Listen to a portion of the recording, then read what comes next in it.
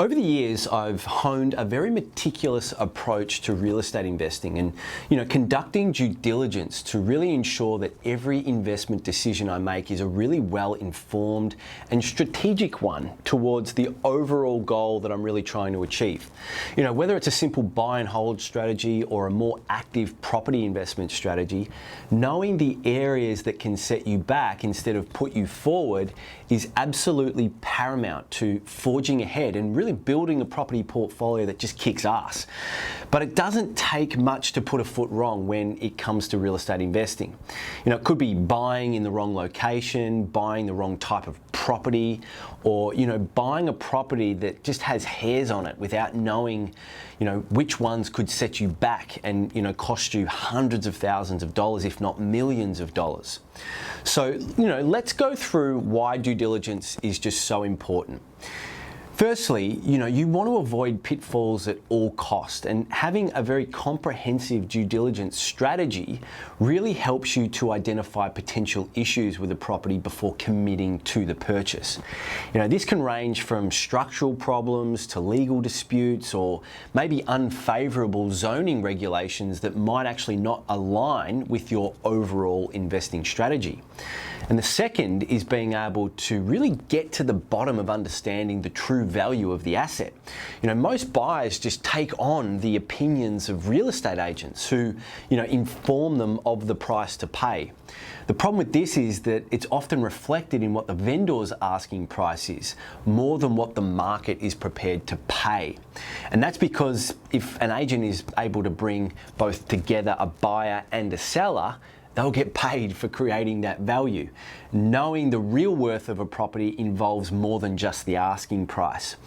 Being able to evaluate market trends, comparing similar properties, and assessing future development plans in the area can really help give you a much clearer picture of its true value. But you may even choose to get a valuation report completed during a due diligence period to really support your feasibility and to maximize, the purchase price in your favor. Now, I'm not saying that all real estate agents act in this way, but from my experience, you just can't be sure which agents are acting for who. It's always best to approach this stage of the process as if the agents are actually acting for themselves and to establish where your purchase price limits are, just to avoid being influenced otherwise. And you also have to undertake deep financial planning of your property, and proper due diligence really includes a detailed analysis of all associated costs. This just ensures that you're fully aware of your financial commitment, from purchase and strategy costs to the ongoing costs and the maintenance and the taxes and everything that comes with it. The important part here is just to not make sure that you don't make a mistake and actually skip the numbers. And then lastly, every purchase comes down to risk mitigation. This involves identifying all of the potential risks and hazards early on, like, at the very beginning, before you're actually committed to purchase and settle on the property. And that really allows you to develop strategies then to overcome them and mitigate them throughout the process. And so if you can't overcome them, then you can at least make an informed decision to move ahead with the property or not. And the good news is, though, that if you identify possible risks that cannot be overcome or will require additional work or money to reduce the risk profile, then it opens up the door to negotiating better terms, or maybe a reduction in the purchase price, or planning for contingencies, or just deciding maybe, hey, I'm going to walk away from this deal because it just doesn't stack up. Now remember, the person who can walk away from the deal and not be affected will always have the upper hand in negotiation. So with all that said, what are some of the things that you can do to begin conducting thorough due diligence? Well, look, firstly, start by researching your market. By understanding the local market conditions, becoming an area expert, and this includes, understanding the supply and the demand characteristics, recent sales and rental yields. This will really start to help you determine whether the property is fairly priced and has good growth potential. Now, secondly, take your time when it comes to inspecting the property, and don't be afraid to hire professionals.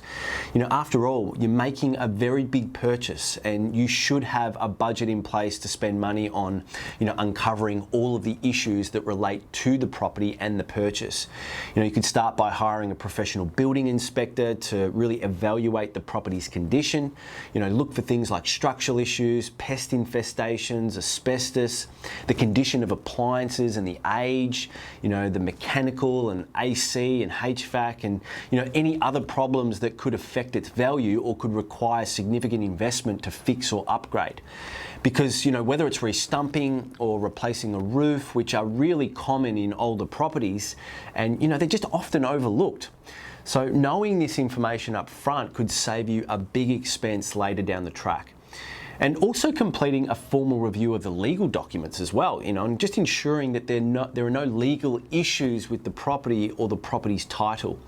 You can check the title deed for any encumbrances or easements or covenants, and just verify that all the necessary permits and approvals are in place, and then go and check that the property is compliant with the building code and the local council.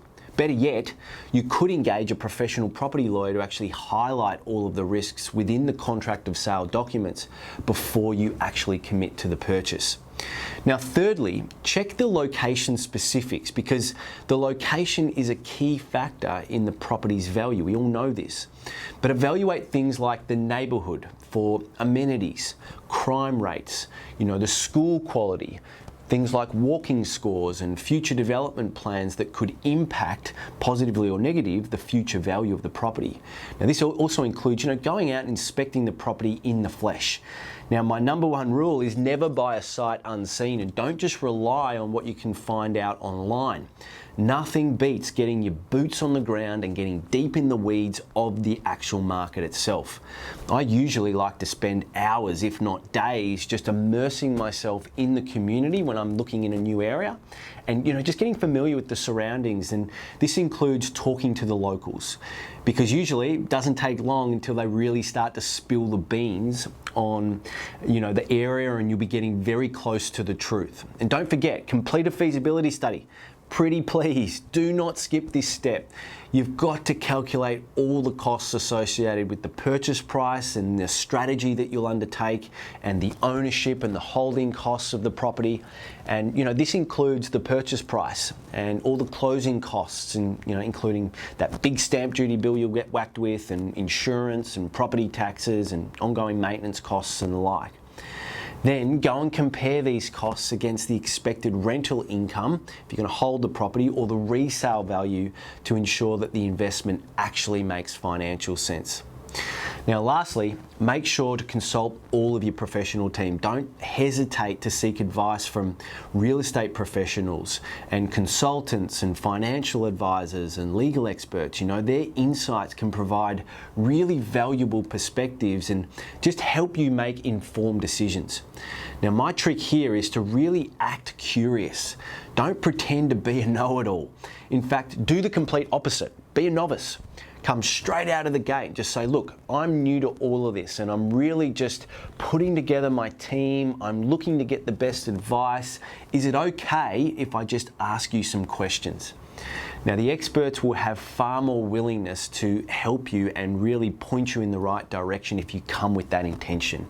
And if you have any luck, you might come across one or two of those consultants where all you have to do is just ask a very simple question, and they'll just ramble on for like 15 minutes and just spit out all of the magical pixie dust for you, just to really soak up like a sponge. It's absolute pure gold when you can come across someone like that. And this is where you just shut up and you listen and you learn. Hope that helps. Have a great day.